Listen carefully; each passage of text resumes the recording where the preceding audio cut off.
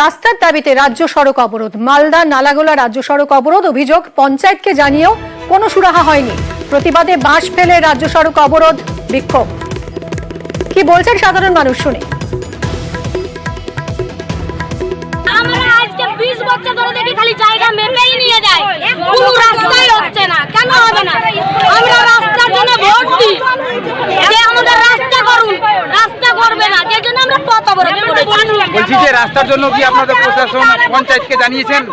জানিয়েছি, হ্যাঁ, অনেকবার বলা হয়েছে। হ্যাঁ, তেমন কিছুই বলে না। প্রথমে বলেছিল রাবিশ ফেলবো, এখন বলছে রাবিশ ফেলতে পারবো না, আপনারা যা করার করেন। আমাদের কি উপায় আছে? আমরা মেয়েরা কি করব? আমাদের বাচ্চার জন্য আমাদের অসুস্থ হলে হসপিটালে যাওয়ার মতো রাস্তা নেই।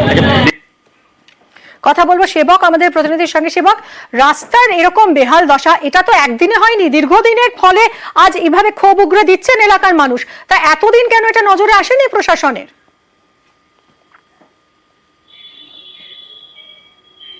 একদমই, দেখো, এই প্রশ্নই তুলছেন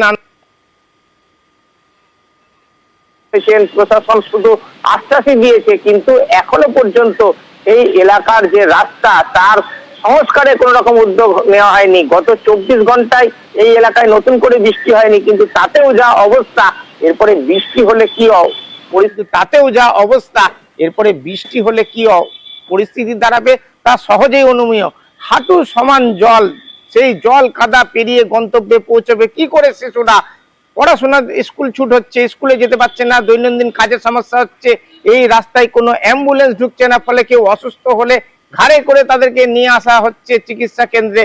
এই অবস্থায় একদিন নয়, অন্তত 1 বছরেরও বেশি সময় ধরে এই সমস্যা চলছে। আর এতেই ক্ষোভ মানুষের।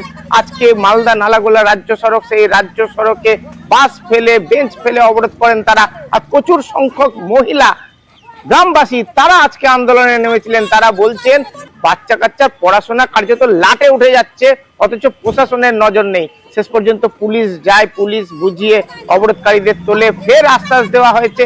কিন্তু এবার যদি রাস্তা সারাই দ্রুত না হয়, বর্ষার মধ্যেই আবার আন্দোলন হবে, এমনটাই হুঁশিয়ারি দিয়েছেন আন্দোলনকারীরা। আর এই অবরোধের ফলে ব্যস্ত রাজ্য সড়কে প্রচুর মানুষ, সাধারণ মানুষ, তারা দুর্ভোগে পড়েন। মিমি, খুব স্বাভাবিক। এবার কবে রাস্তা সারানো হয়, কবে ভোগান্তি শেষ হয় সাধারণ মানুষের, সেটাই এখন দেখার। আমাদের নজর থাকবে এদিকে। সেবক, অনেক ধন্যবাদ। এখানে বাচ্চাগুলো ডুবে যাচ্ছিল, এখানে